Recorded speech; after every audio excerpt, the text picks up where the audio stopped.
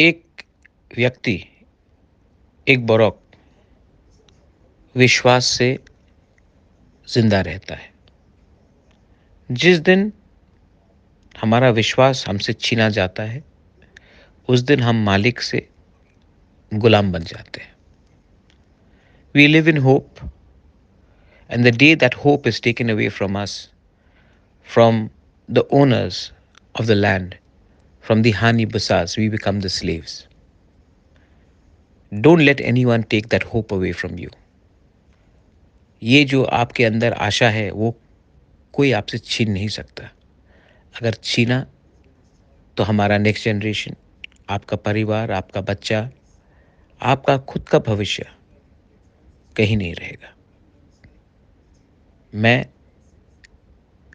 Fight कर रहा हूँ, थका हूँ,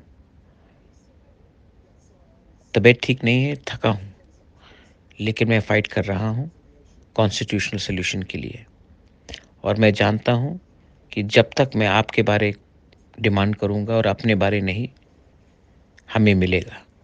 जिस दिन मैंने कमज़ोरी दिखाई और अपने बारे सोचा और आपके बारे नहीं, हमें कुछ नहीं मिलेगा। मेरे लिए, मेरे तिपरासा के लिए, अपने बच्चे के भविष्य के लिए प्लीज़ प्रे कि हम एक कॉन्स्टिट्यूशनल सॉल्यूशन लेकर आए। I love you. Bobagra sends this message to you asking for prayers and hope. This is not a message for politics. This is a message for prayers. Nothing is more powerful than a prayer. Belai Nohambay.